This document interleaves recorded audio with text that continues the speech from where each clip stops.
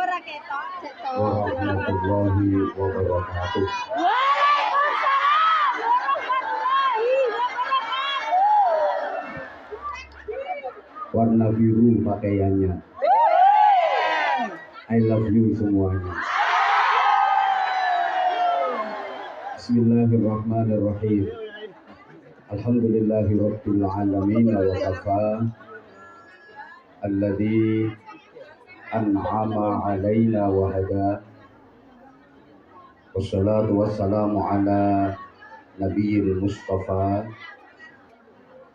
sayyidina wa maulana Muhammadin al-mujtaba wal muqtafa wa ala alihi wa ashabihi ahli sidqi wal wafa. Amma ba'du. Para jamaah, mari kita awali ngaji hari ini dengan ikhlas, sama-sama membaca suratul Fatihah. Kita bertawassul kepada Rasulullah Muhammad sallallahu alaihi wasallam, para keluarga, sahabat-sahabatnya, kemudian para nabi, para rasul, para tabi'in, tabi'in, para salafus salihin, para aulia, para ulama, guru-guru kita, kiai-kiai kita, ala thariqati ahli sunnah wal jamaah. Dengan harapan mudah-mudahan ngaji kita hari ini menghasilkan ilmu yang manfaat, kemudian kita mendapatkan pertolongan untuk bisa mengamalkannya. Juga kita bertabarruk, berdoa dengan suratul Fatihah. Mudah-mudahan panjenengan semua senantiasa diberikan kesehatan lahir batin, diberikan keselamatan dan keberkahan dalam bekerja. Demikian pula keluarga kita yang di rumah selalu diberikan keselamatan fiddin wa dunya wal akhirah. Mudah-mudahan apa yang menjadi hajat kebaikan kita semuanya dikabulkan oleh Allah Subhanahu wa taala. Dengan doa suratul Fatihah yakin diijabah oleh Allah Subhanahu wa taala. Semoga yang lagi sakit segera diberikan kesembuhan. Yang lagi sedih, susah, gelisah segera diberikan kebahagiaan. Yang lagi sulit segera diberikan kemudahan. Yang lagi ruwet, rentet, seret segera diberikan kelancaran. Yang lagi gelap mudah-mudahan segera diberikan keterangan. Yang lagi punya problem, persoalan apapun itu mudah-mudahan diberikan penyelesaian. Yang lagi punya hutang semoga segera diberikan pelunasan. Yang belum ketemu jodoh terbaik mudah-mudahan segera dipertemukan dengan jodoh yang terbaik. Semoga makin semangat dalam ngajinya, zikirnya, semoga makin istiqomah ibadahnya, makin kuat imannya, makin mulia akhlaknya, makin sempurna takwanya, selamat, mulia, bahagia dunia akhiratnya. Ala hadhihi niyah wa ala kulli niyatin shalihah bijahin nabiyir rahmah wa syafi'il ummah wa bi niyyati du'a wal qabul wa ijabati sul husulil amali wal ma'mul bijahi sayyidina rasul ala ma nawaina wa ala ma nawu bi salafuna salihun wa hajatina wa hajatikum bil qabul wal ijabah. Al-Fatihah. A'udzu billahi minasy syaithanir rajim. Bismillahirrahmanirrahim. Alhamdulillahi rabbil alamin. Ar-Rahmanir Rahim. Maliki yaumiddin. Iyyaka na'budu wa iyyaka nasta'in. Ihdinas siratal mustaqim. Siratal ladzina an'amta 'alaihim ghairil maghdubi 'alaihim waladdallin. Rabbighfirli wa liwalidayya wa lil mu'minina amin ya rabbal alamin. Mbak-mbak semuanya yang makin-makin cantik zahir batinnya. Ngaji Abah Anja hari ini ada 3 sesi, sehingga kita harus bisa memanfaatkan waktu dengan sebaik-baiknya. Untuk sesi yang pertama ini, agar ngajinya tertib khidmah, tolong dikondisikan cangkemnya. Saya udah sering sampaikan, ngaji itu pakai telinga, pikiran, dan hati, sehingga semuanya harus melaksanakan GTM, gerakan tutup mulut. Kalau belum paham GTC, gerakan tutup,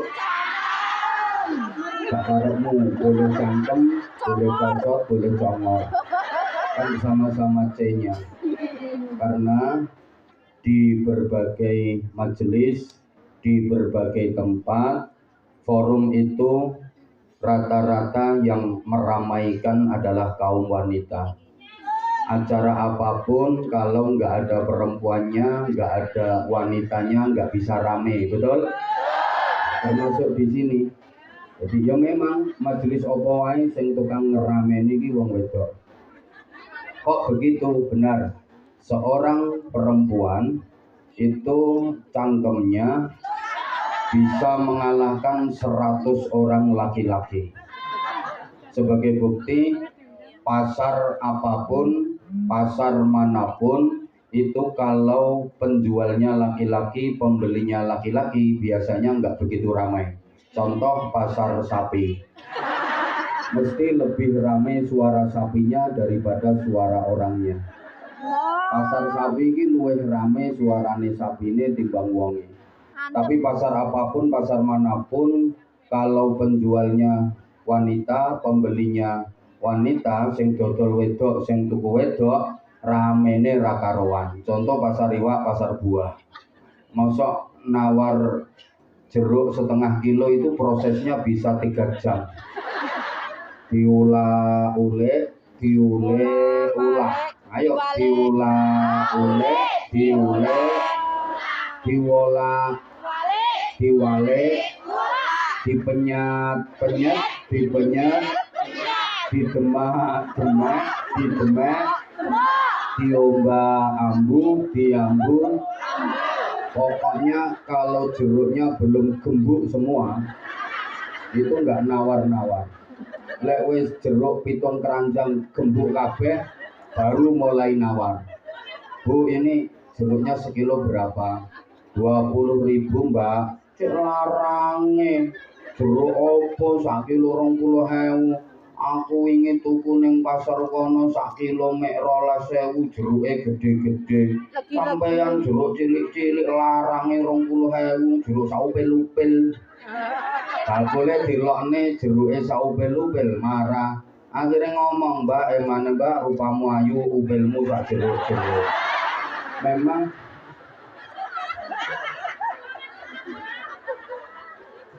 dunia ini kalau nggak ada wanita nggak bakal rame.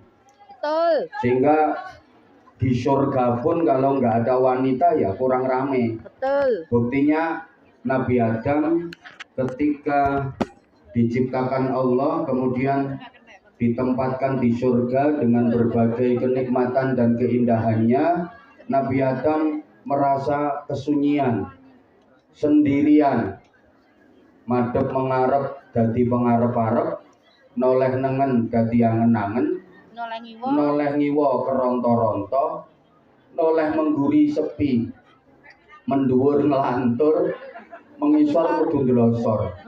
Akhirnya Nabi Adam minta kepada Allah diberi teman hidup, diciptakanlah Ibu Hawa, sempurna kebahagiaan Nabi Adam. Pancene wong wedok lakoni donya kawit biyen. Nabi Adam diusir dari surga ya perkara wong wedok. Qabil Habil paten-patenan saling membunuh ya perkara wong wedok. Maka wong wedok iki lakoni donya. Enggak ada perempuan, dunia enggak bakal rame. Allahumma sholli ala Muhammad. Allahumma sholli ala Muhammad. Memang perempuan itu luar biasa. Kemudian bagaimana agama Islam memandang, menyikapi dan memperlakukan wanita paling tidak Mbak ada 4 sudut pandang wanita dalam Islam. Pertama, biwasfiha aman, wanita sebagai makhluk sosial. Yang kedua, biwasfiha bintan, wanita sebagai anak perempuan.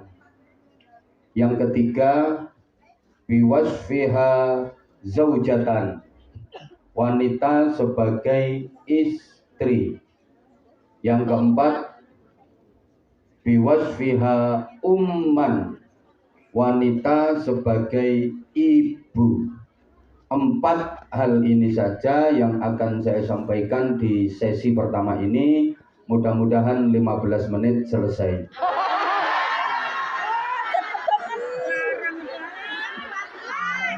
Dalam meneng dong. Enggak bulan, Makanya biar tertib, ya udah 15 kali 3. Kurang. 15 kali 4. 15 kali 10. Ya. Dan terus nanti yang sesi 2, sesi 3 mau ditaruh di mana? Nggak usah. Itu dolim namanya. Makanya mohon maaf banget. Ini bukan kemauan panitia, juga bukan kemauan saya, tapi karena situasi. Karena Jamaahnya kalau hanya 2 sesi nggak muat, kasihan. Mereka kadang-kadang liburnya cuma hari ini, kan semuanya kepengen ketemu aku. Bayangkan misalnya yang nggak kebagian tiket itu sampean, terus sudah ngebet banget, sudah lama memendam rindu, terus nggak dikasih tiket, nggak dapet tiket, terus perasaan you gimana gitu loh. Nah ya makanya ini solidaritas kita sesama babu, sesama kungian. Jadi insya Allah sampeyan yang ikhlas ridho, nantinya dibagi 3 sesi, itu pahalanya luar biasa. Berbagi pahala, berbagi berkah. Jadi bahagia itu jangan hanya dirasakan sendiri. Surga jangan cuma ditempati sendiri. Betul. Nanti saya sampaikan ya kenapa ada 3 sesi. Nanti dalam sejarah perkembangan umat manusia, perempuan itu memang mengalami dinamika yang luar biasa. Wanita dalam sejarah peradaban umat manusia itu mengalami pergolakan yang sangat dahsyat. Di zaman jahiliyah, perempuan itu nggak ada nilainya. Wanita itu nggak ada harganya. Wanita itu sama kayak barang. Itu zaman jahiliyah. Perempuan di zaman jahiliyah itu turasu wa tuhabu. Turasu, wanita bisa diwaris. Jadi sekarang PE bapak ngono iku iso diwaris malah dadi PE anak. Iso diwaris dadi PE putu. Jadi wanita memang ya sama kayak barang warisan. Watuhabu, wanita bisa diberikan, bisa dihibahkan, bisa dihadiahkan, bisa menjadi barang pemberian. Jadi misalnya ya, main ke rumah temen, dolen yang ngomai konco, ngelihat istrinya kok cantik banget, terus ngomong, Mas, bojomu kok ayu banget loh, seneng kok piye? Sampeyan pengen tak bungkus. Jadi bisa dibuntel, dibawa pulang. Itu biasa zaman jahiliyah, kekean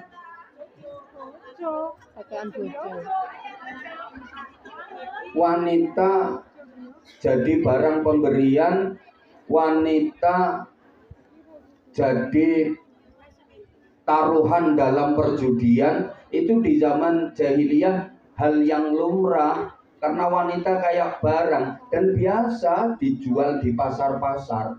Ya ditawakno, cewek, sewu telu, perawan selawe geblek dhewe.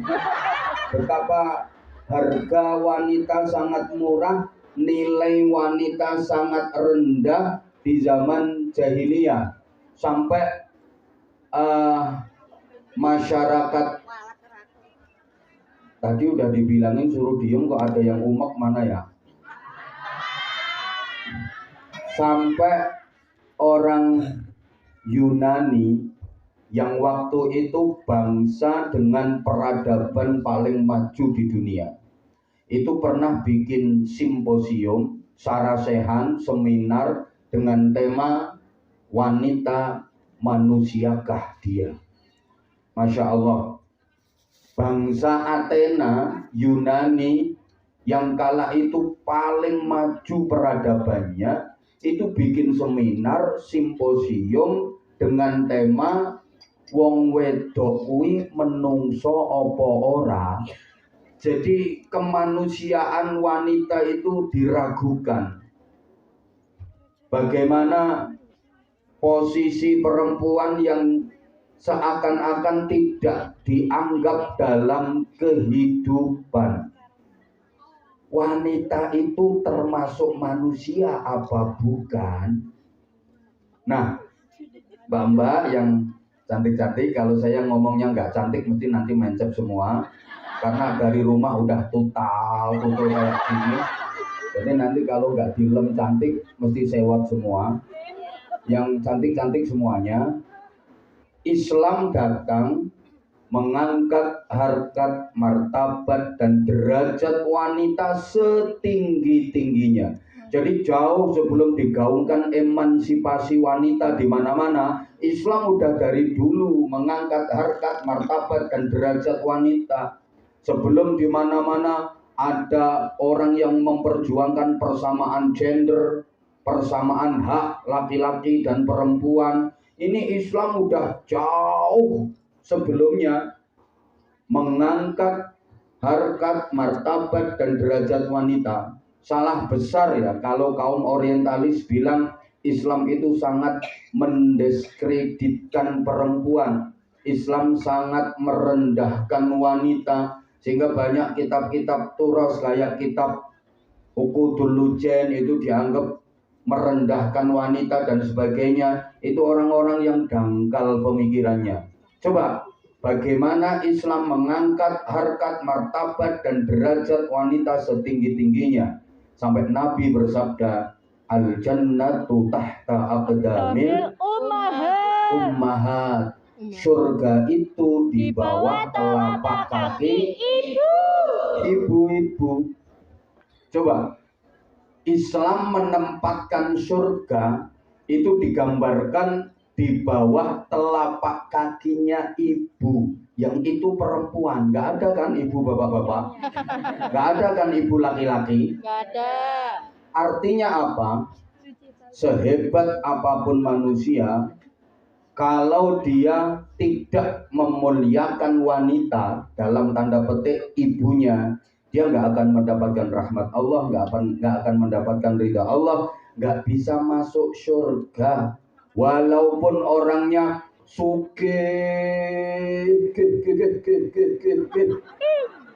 blegedu, belawu, adus madu, kongkong susu, saking sugih. Kalau tidak memuliakan ibunya, nggak bisa masuk surga. Apalagi sampai menyakiti ibunya. Walaupun dia pinter, ilmu sumdo langit iso nggeraji entot. Ya kalau ngeraji angin kan terlalu umum. Ini saking pintere entot baru keluar tut bisa digeraji trok.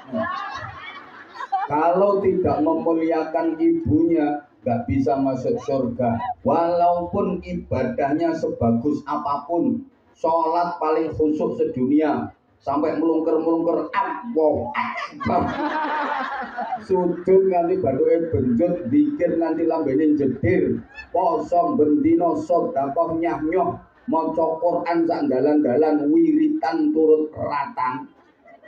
Tapi kalau menyakiti ibunya, tidak memuliakan ibunya, gak akan bisa masuk surga. Islam mengangkat derajat wanita setinggi-tingginya. Malah nilai seorang laki-laki itu diukur dari bagaimana dia memperlakukan wanita. Laki-laki yang memuliakan wanita, dia adalah laki-laki mulia. Laki-laki yang merendahkan wanita, dia adalah laki-laki rendah. Tak baleni. Masa iya pe? Rungokno wong lanang-lanang.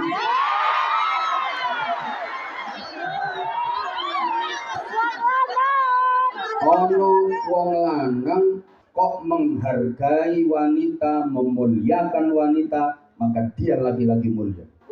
Ono wong lanang kok senengane ngremehne wong wedok, merendahkan wong wedok, menyakiti wong wedok, dia adalah laki-laki hina, dia adalah laki-laki rendah. Ini Rasulullah yang menyatakan, ma akraman nisa illa karim, wa ma ahanahunna illa laim. Tidaklah memuliakan perempuan kecuali laki-laki yang mulia. Laki-laki yang menghargai perempuan, laki-laki yang memuliakan wanita, dia adalah laki-laki mulia. Ono wong lanang kok nek mbek wong wedok ngergani, menghargai, mulyakno. Itu tandanya laki-laki mulia. Pokoknya tandanya wong lanang mulya, wong lanang apik, kuwi nek karo wong wedok apikan. Dia lebih rela mengalah, bukan berarti kalah. Tapi memang menempatkan wanita pada porsinya. Tidaklah merendahkan perempuan kecuali dia laki-laki rendahan. Ono wong lanang kok senengane didulinan wong wedok. Gitu. Disakiti ae lho.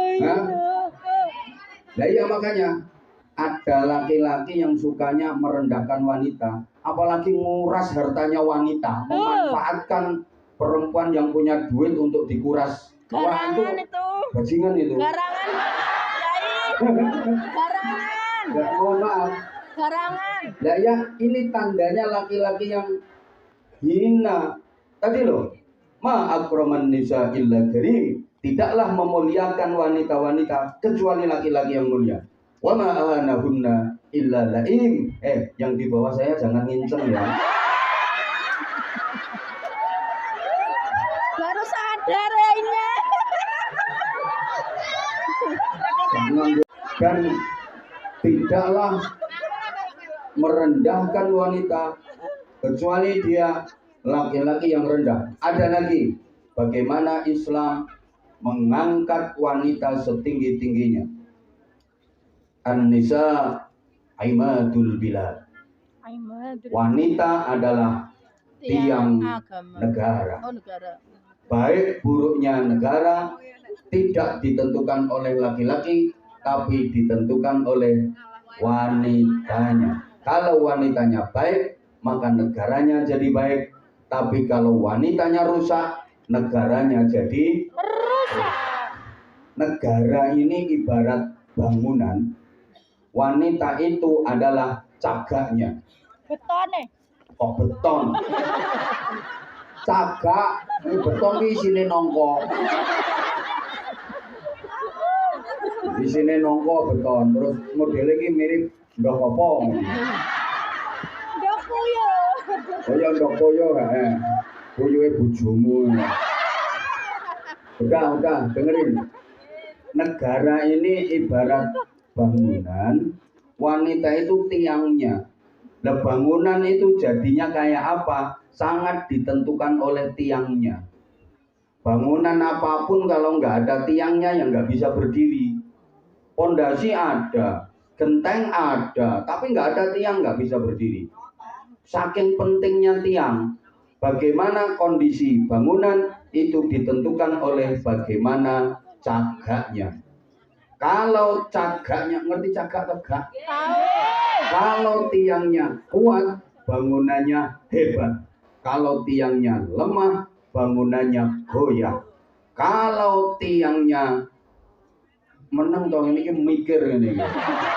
Aku ini maksudnya gator-gator nih loh. Tak boleh nih. Kau anda ini mikir kok. Gara-gara beton mau.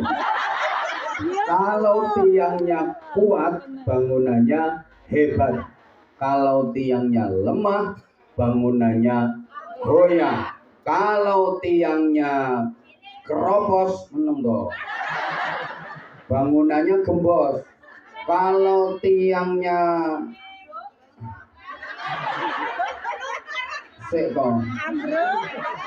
mereng, bangunannya guling.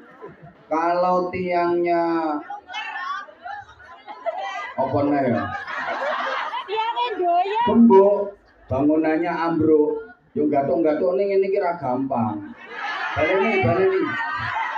Nek cagake kuat, bangunane hebat. Nek cagake lemah, bangunane goyah. Nek cagake gembos, bangunane keropos. Nek cagake miring, bangunane guling. Nek cagake gembok, bangunane ambruk. Nah, negara ini ditentukan oleh wanita. Kalau wanitanya kuat, negaranya hebat. Kalau wanitanya lemah, negaranya goyah. Kalau wanitanya loyo, negaranya ngelokro. Kalau wanitanya mencela-mencela kayak wanita-wanita kene, bukan gak mencela-mencela piye, aku lagi tambah ini. Ya negaranya mengsle. Kalau wanitanya kentir, negaranya muntir. Kalau wanitanya endel, negaranya pretel. Lo yang menentukan wanita kok sampai pilihan-pilihan itu mana yang jadi, itu yang didukung oleh mayoritas wanita. Titeni omonganku. Calon opo wae sapa wae iku sing dadi yo endi sing didukung karo mayoritas wong wedok. Wong wedok menangan. Ora gelem kalah. Allahumma sholli ala Muhammad. Oke, sehingga tadi ada 4 sudut pandang Islam terhadap wanita. Saya saja biasanya kalau ngaji di hadapan laki-laki itu biasa. Tapi di hadapan wanita ini baru 10 menit luar biasa. Luar biasa. Menggeh-menggeh. Terutama ngadepi yang berada di dekat saya ini. Ya, Pak. Takut nanti sarung saya ditarik-tarik. Sudah ya. Pertama, biwasfiha aman. Wanita sebagai makhluk sosial. Allahumma sholli ala Muhammad. Para jamaah, sebagai makhluk sosial, wanita lebih menonjol daripada laki-laki. Apa nih menonjol Yai? Apanya yang Ini ono sing takok apane? Yo apa-apane? sembarang Pokoknya wanita lebih menonjol daripada laki-laki. Apa nih? Yo apa-apa nih? sembarang iya. Yo wis, makanya rungokno sik to. Udah. Sekarang banyak wanita yang lebih hebat daripada laki-laki. Kalau dulu, maaf, punya anak laki-laki itu kebanggaan. Sekarang di masyarakat itu malah lebih senang punya anak wedok daripada anak lanang. Anak perempuan itu masih bisa bantu-bantu ibunya, masih bisa bantu masak, nyapu, nyuci, korah-korah, masih mau disuruh belanja. Tapi kalau anak lanang itu mangan turu, tangi-tangi dolanan HP, metu-metu sepeda motoran. Banyak wanita yang prestasinya lebih hebat daripada laki-laki. Saya udah survei di sekolah-sekolah itu prestasi-prestasi yang bagus itu lebih didominasi murid-murid yang perempuan. Saya udah nanya ke guru-guru termasuk di sekolahan kami. Masing-masing wali kelas itu saya tanya, yang prestasinya bagus-bagus itu malah didominasi murid-murid yang perempuan. Yang masuk 10 terbaik bedesten. Apa? Wis kok kayak aku ra iso bahasa Inggris ya. Bedesten. The best 10 terbaik itu lebih banyak yang perempuan daripada yang laki-laki. Sing wedok 8, sing lanang mek 2. Sing wedok 7, sing lanang 3. Dan itu saya sudah selesai. Sing wedok sakmene akeh.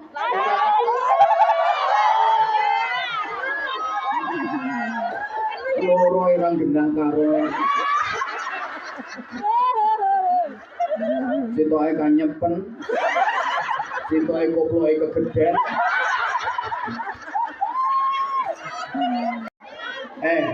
Bahkan di pondok-pondok pesantren Tahfidzul Quran yang menghafalkan Al-Quran itu santri putra sama santri putri lebih cepat hafalnya santri putri. Padahal yang putri itu kan tiap bulan dia terhalang oleh ada beberapa hari di mana dia mengalami baik menstruasi maupun mencret. Lah yang putra kan enggak ada tapi nyatanya hafalan Quran itu lebih cepat santri putri daripada santri putra. Dan sekarang prestasi-prestasi hebat dari wanita itu benar-benar menghiasi jagat raya. Banyak wanita-wanita yang prestasinya lebih hebat daripada laki-laki. Zaman Rasulullah Muhammad SAW itu udah banyak loh wanita-wanita hebat. Jangan dikira wanita zaman Rasulullah itu hanya berdiam diri di rumah. Ada yang ikut berperang melawan orang-orang kafir, menyiapkan perbekalan, merawat yang luka, bahkan ada yang memanggul senjata. Sudah ada zaman Rasulullah. Sampai sahabat yang mati syahid pertama itu seorang perempuan namanya Sumayyah. Mbora dirungokno kok.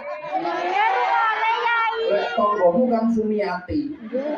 Sumiyah ini Sumayyah. Allahumma sholli ala Muhammad. Zaman Rasulullah dulu ada 4 wanita hebat yang namanya sama-sama Aisyah. Nah, walaupun sekarang nama Aisyah itu udah nggak begitu laku.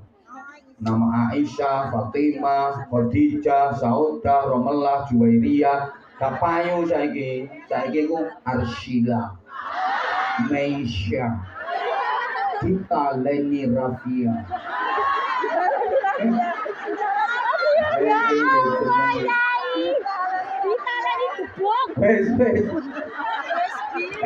Ada 4 orang wanita hebat-hebat namanya sama-sama Aisyah.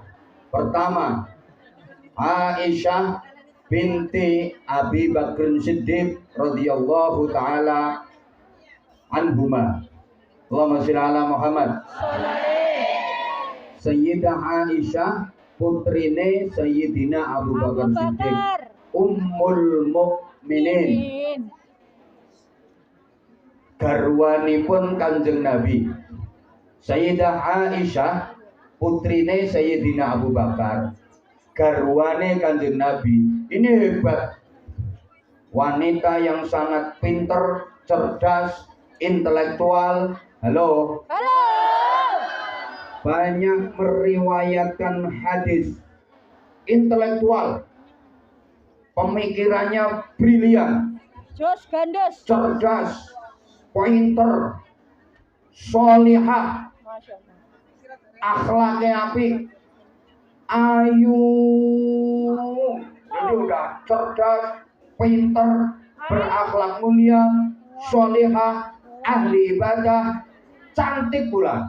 Ada nggak yang kira-kira di sini yang seperti itu? Coba angkat tangan. Allah. Oh. Emang zaman ngerasa cantik? Iya dong. Ayumu ngono lah terus eleke piye? Lah nek gandeng Aisyah itu cantiknya kalau di sini kayak mana ya? iya. Cari bele. Allah ireng yang ngacor. Masya Allah. Udah cerdas, pinter, solihah, tekun ibadah, akhlaknya mulia, cantik pula. Kok, apa yang sampean? Bainas sama was sumber minyak. Ya Allah, bagaikan langit dan Aisyah ungu.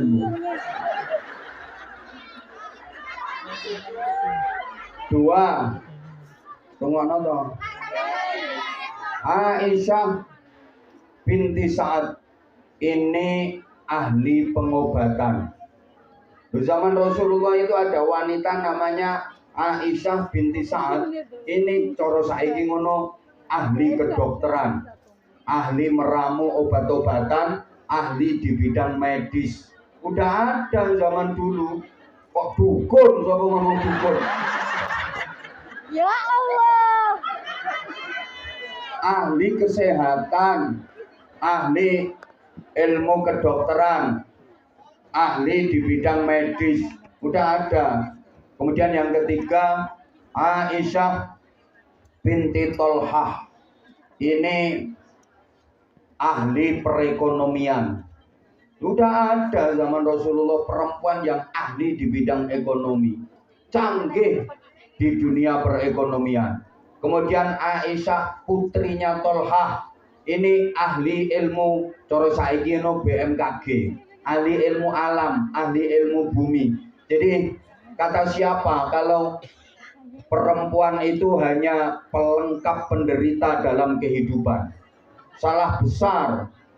Wanita bagi laki-laki tidak dianggap di belakangnya tapi di sampingnya. Maka orang Jawa bilang bukan konco wingking tapi konco samping, sebagai pendamping bukan pesaing. Kalau dalam bahasa daerah saya Bojonegoro disebut partnership.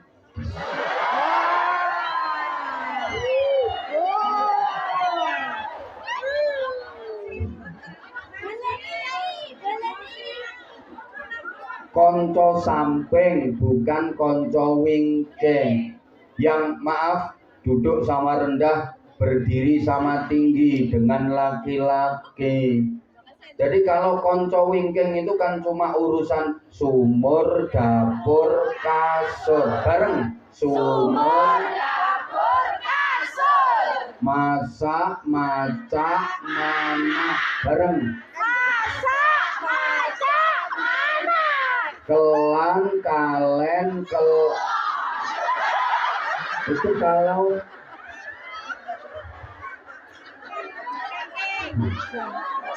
konco wingking, tapi enggak konco samping. Makanya wanita diciptakan dari tulang rusuk laki-laki yang letaknya di tengah-tengah tubuh. Tidak diciptakan dari tulang kepala untuk disunggi-sunggi, dipundi-pundi, diujo-ujo, enggak. Tapi juga tidak diciptakan dari tulang kaki untuk diinjak-injak sama laki-laki. Tulung. Apalagi tulang kayak penggaweanmu. Udah wes kok. Udah ya. Ini karena sebagai makhluk sosial, saya ulang, sebagai makhluk sosial, wanita banyak mendapatkan pahala dari nilai sosial. Ibadah-ibadah sosial itu ibadah yang menghasilkan banyak pahala bagi wanita. Tentu di samping ibadah-ibadah muamalah, golek ganjaran, wong lanang ambek wong wedok gampang, wong wedok asli. Andaikan dulu di alam rahim saya disuruh pilih, kamu milih jenis kelamin laki-laki atau Perempuan, mungkin saya milih perempuan saja. Kenapa? Dulu di alam rahim, saya kira wis kadung kok. Loh, bener. Coba.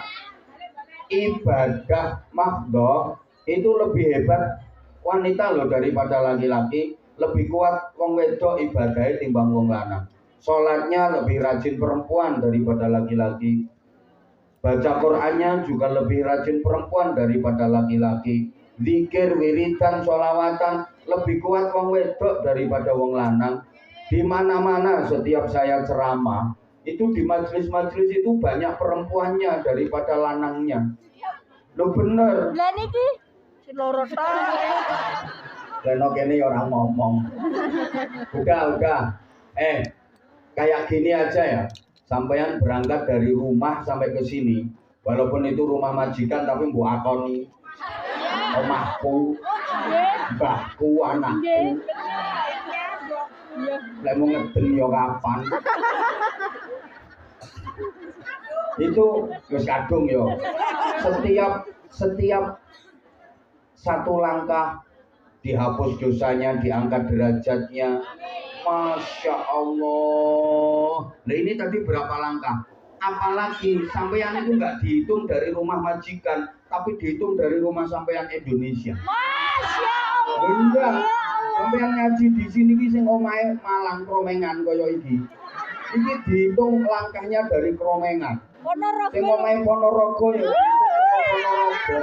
Sing omahe Wonosobo dihitung teko Wonosobo. Sing omahe Blitar ya dihitung teko Blitar. Tulungagung, Trenggalek, Lampung. Udah, ya. Makanya Magetan. terus toh nggak ada kata terlambat. Sampean kalau dari Indonesia ke Hongkong sini jangan hanya niat cari cuan, jangan hanya niat cari duit saja, niat ngaji juga, boleh bojo. Boten. Mbok sak karepmu. Jadi omongi kok gini loh, gini Mbak. Lek sampean teko omah budal ning Hongkong, ya memang niatnya cari duit, niatnya kerja. Tapi sekalian diniatkan gini, aku kalau di Hongkong, saya tahu di Hongkong itu banyak majelis-majelis taklim. Niat di samping kerja, niat ikut ngaji setiap ada kesempatan libur. Itu pahalanya malah Masya Allah, luar biasa. Masya Allah. Jauh lebih besar pahala sampean ngaji di sini daripada di Indonesia. Lah nek ngaji ning Indonesia iki sawayah-wayah iso, di banyak tempat ada, terus ngaji di sini nih sampean di tengah-tengah kesibukan kerja, terus bayar, jajal. Tapi nek ketemu yai. Ada kesempatan infak macam-macam. Subhanallah. Ini luar biasa nek sampean ikhlas gak kakean cangkem. Kadang ada kok jamaah yang kayak gitu. Apa ini? Ya pengajian juga telung sesi ini niate ngaji to bisnis. Sik to rungokno. Gini le. Mbok. Iku kok tak terangno ya, sebentar ya. Habis ini. Allahumma sholli ala Muhammad. Apalagi dari muamalah yang namanya ibadah sosial. Iya. Saya ini harus ngatur waktu, nggak kayak biasanya, supaya lebih efektif gitu loh. Berarti jangan khawatir, waktu ngajinya durasinya sama kayak biasanya, nggak mungkin kurang dari 1 jam. Kalau kurang dari 1 jam demonal, pokoknya 1 jam setengah. Walaupun misalnya kemarin nulisnya di medsos, ini yang sesi pertama jam sekian sampai jam sekian, sesi kedua jam sekian sampai jam sekian, dibatasi waktu. Itu bukan ukuran mutlak, kita tetap kondisional. Saya tetap ngerti kok misalnya ini saya ngaji cuma setengah jam, curang saya, dolim saya. Enggak, harus adil. Sesi pertama, kedua, ketiga, nanti waktu ngajinya sama. Enggak kamu. Oh enggak sih, aku tuh sayang banget sama kamu. Allahumma sholli ala Muhammad. Oke. Amal tak buyang kopi. Amal yang disebut amal tabarruk wa hunna mutabarri'atun. Itu amal yang pahalanya paling besar bagi wanita, bahkan diriwayatkan nanti paling memberatkan timbangan amal. Artinya memberatkan timbangan amal itu menjadikan timbangan amal kebaikan lebih berat, lebih banyak. Amal sing paling iso ngeboti timbangan amal apik kanggone wong wedok itu namanya amal tabarruk.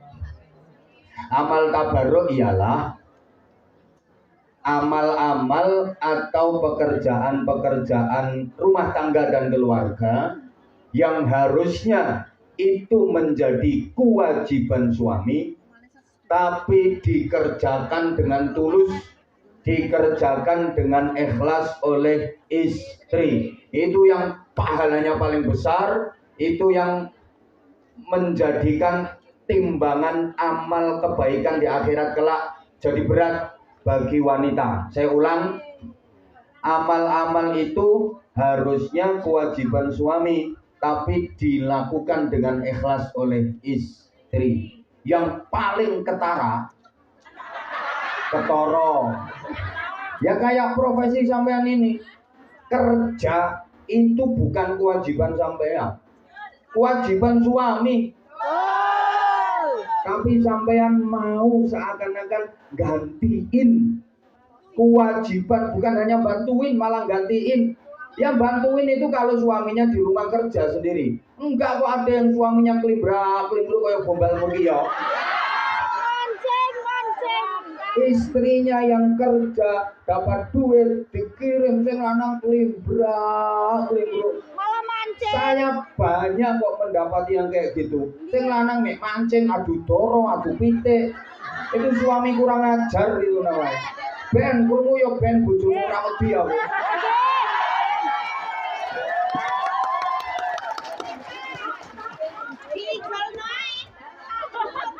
Yang kalau dia baik, kirimannya sampean ditabung, disimpan, dikembangkan, dibikin usaha apa-apa. Kadang malah duitnya dientek-entekno. Apa maneh ning omah gendaan. Ada yang suaminya kayak gitu? Catet jenenge sapa kok didongakno bareng-bareng sik cepet mah. Mari. Mati tuh. Mari kelakuane. Dongomu kok jahat. Udah. Ini Masya Allah loh. Kalau sampean ikhlas, sampean kerja yang harusnya sampean tulang rusuk tapi berubah jadi tulang punggung. Masya Allah.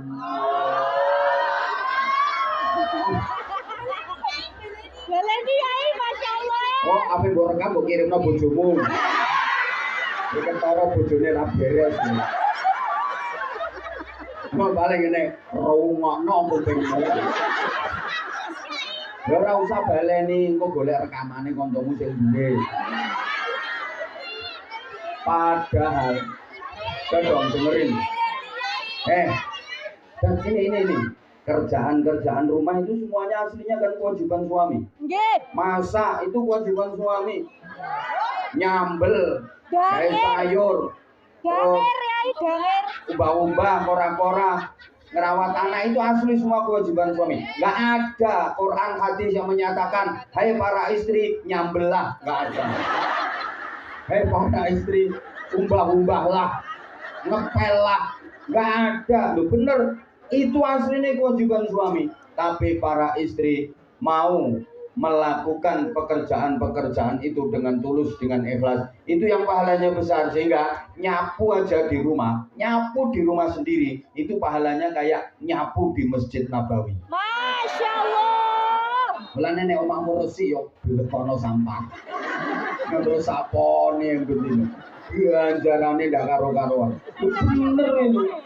Itu baru nyapu, belum tugas-tugas yang lain, apalagi yang berkaitan dengan melayani suami. Itu pahalanya Masya Allah.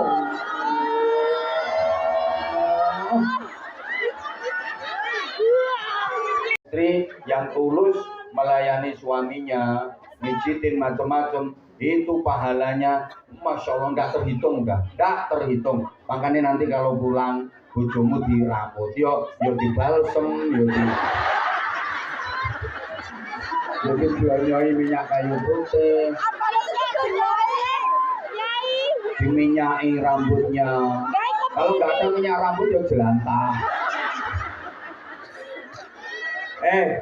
Dengerin toh. Istri memandang suami dengan pandangan kasih sayang, dengan pandangan cinta, itu dipandang rahmatnya Allah Subhanahu wa Ta'ala. Senyum kepada suami pahalanya kayak haji. Masya Allah. Nggak usah jauh-jauh ke Mekah, cukup mercy pamer gusi. Mas haji, Mas haji 2 kali. Yai, dua suami. Haji 3 kali. Bodong meringis kok. Loh ini dengerin dong. Kayaknya sepele, tapi prakteknya susah. Gak gampang loh istri senyum di hadapan suami.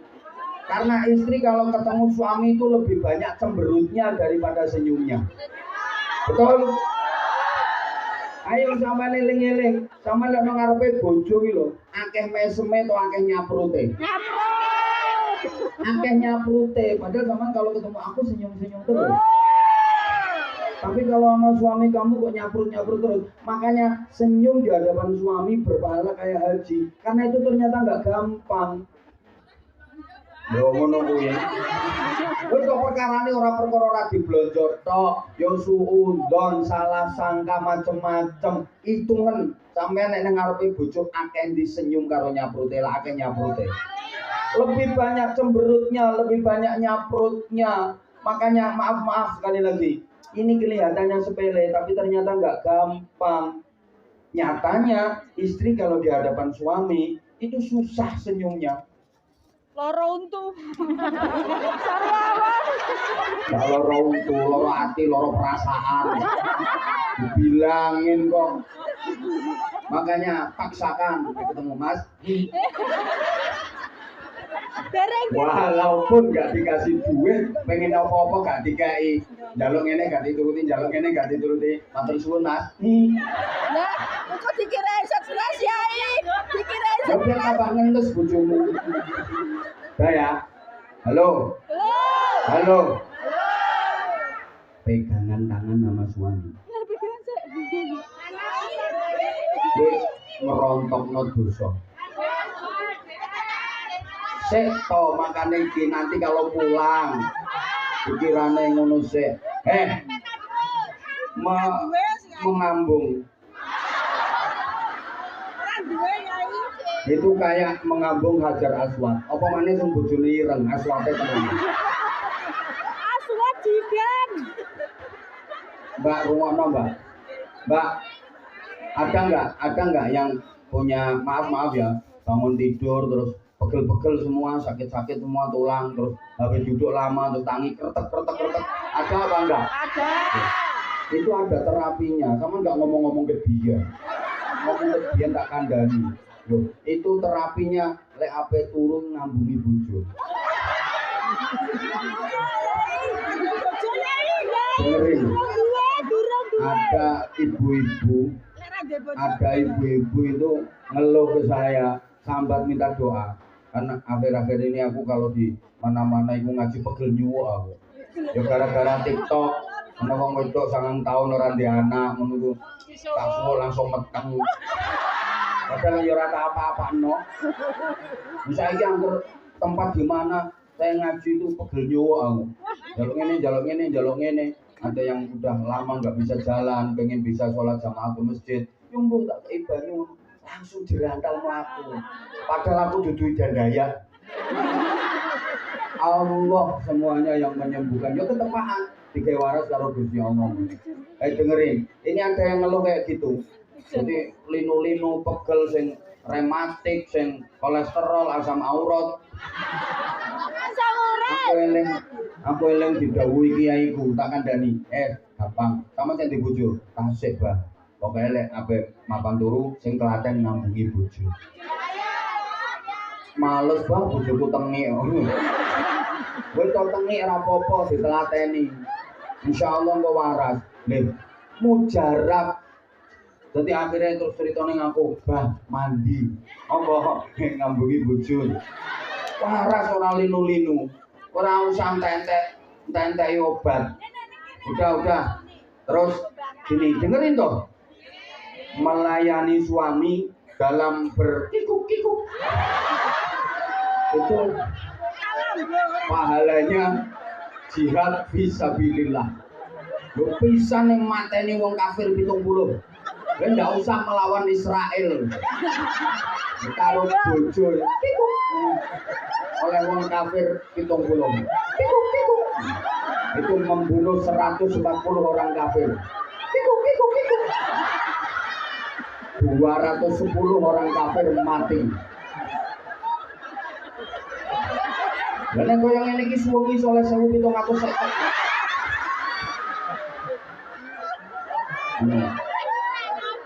Ya kalau lagi udur kok bojone dia ayo mateni wong kafir. Mas wong kafir wis entek, Mas. Saya ngenteni golek neh. Nah, nanti kalau hamil selama kehamilan itu 1 hari pahalanya 70.000. Masya Allah. Padahal itu 9 bulan lebih, kalikan 70.000. Ayo piro? Akeh ewu wes.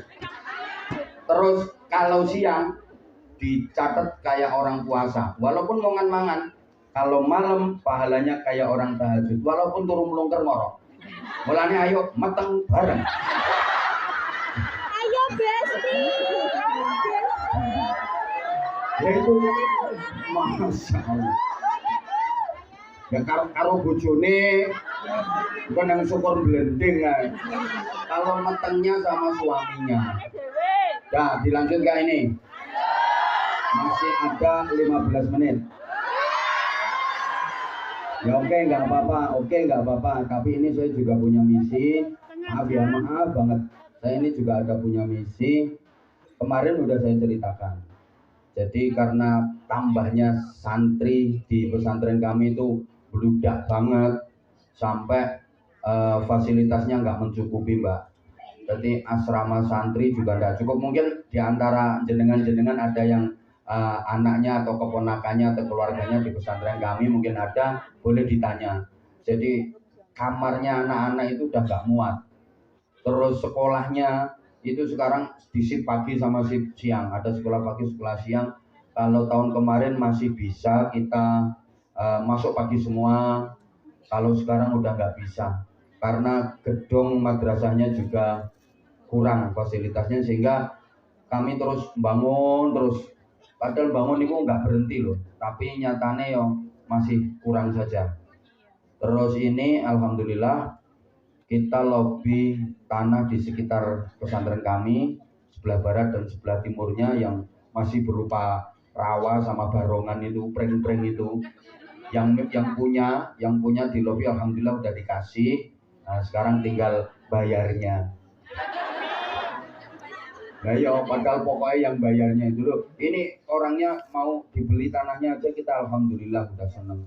Karena memang kita butuh perluasan dan alhamdulillah yang punya udah di lobi sama teman-teman udah dikasih. Dan insya Allah nanti kalau jenengan ikhlas, ini nggak maksa kok, kalau jenengan ikhlas ikut membantu, misi saya kali ini lebih berat daripada sebelum-sebelumnya. Kemarin ini aku baru bayari seragamnya anak-anak itu 200 juta lebih, seragam untuk sekolah. Baru, kalau nggak percaya nanti kalau minta ditunjukkan kwitansinya tak tunjukkan. Tagihannya tak bawa kok ini. Boten bisa, Mbak, boten bisa. Asli tak bawa tagihannya, kwitansinya. Terus untuk kalau tahun pelajaran baru kitab-kitab dan sebagainya. Jadi saya itu sampai udah setengah tahun baru bisa bagi seragamnya ke anak-anak. Mulai tahun pelajaran mulai tahun pertama pendaftaran sampai kemarin ini baru dibagi seragamnya. Jadi itu nggak apa-apa nanti ngajinya ditambah, tapi saya juga minta infaknya ditambah.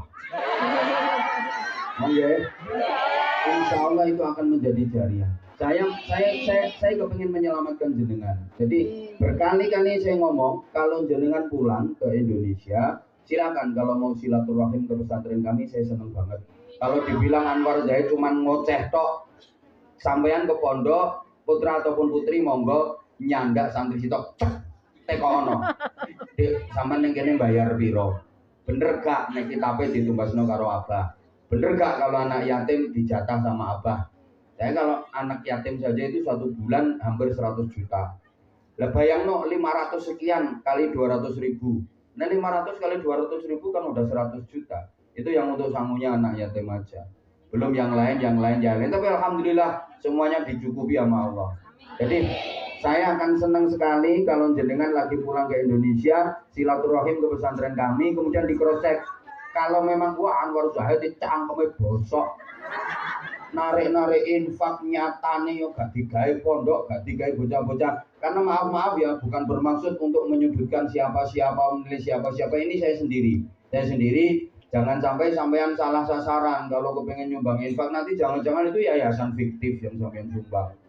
Atau misalnya pondoknya gak ono santri ning ngomong, santri saya banyak 100 ribu 100 ribu santri, ternyata santri ini 10.